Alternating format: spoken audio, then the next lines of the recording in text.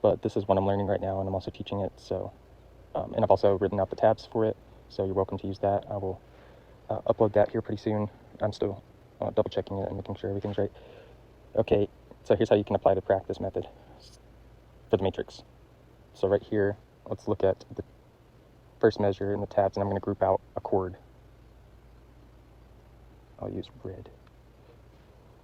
So the first chord that I can see, or the first shape, is this. And you can also just look ahead and see how the shape stays the same. We can zoom in a little bit. So let's just take the first grouping. You can tell by listening, or even in the music right here, the rhythm, it's grouped into sixes. So each beat has six notes. So that tells me each chord is going to be blocked together in groups of six. So I'll write it down here. Here we got our chord chart. We can just visualize this. We'll call this the 4th fret. So that's 5, 6, 7. And it says 4, 4, 4, 4 on the first 2 strings. So we got that right there. And then we got the 4th string, 6th fret. So that's 4th fret, 5th fret, 6th fret. And that's our shape. Now if we take that same shape, and let's look at the next grouping. So we got 5, I'm gonna look ahead, 6. So it goes back to the original. So it's like, if you call this chord G sharp, this one is also G sharp, but it's kind of different. So it's G sharp 7, we can just call it that. We can call it 7, G sharp. So it goes back and forth, is what I'm saying. So we'll just practice those two and apply it to the guitar matrix.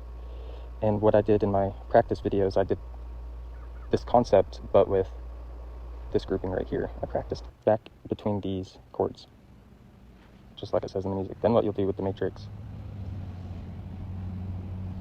is move it up a fretboard, do the same thing.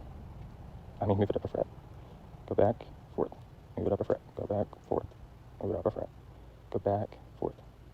Now what would be challenging is if you moved it up a string, what would the shape look like then? That would be a higher skill to apply practice, and you don't have to do that. Keep the shape the same, and then you've practiced every single key if you go up to the entire fretboard with that same shape.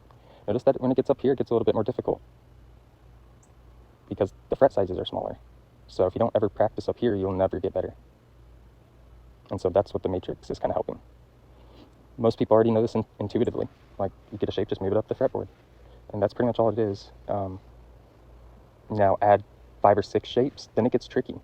So if I was to do this whole piece and then move it up a fretboard, or the first 5 measures, move it up a fret, then it gets kind of tricky, and that's when you know you need to practice, is when that's difficult. And what I have trouble doing is showing that. It's easy to show it me playing, but that doesn't necessarily get across to everyone. So you don't have to memorize the numbers. The numbers just show you the patterns, so they're not a whole bunch of letters. Everyone knows the frets. They're easy to count. Everyone knows their numbers. So I'm just experimenting with that. The main purpose is to take a shape, move it up a fret. Take a shape, move it up a fret.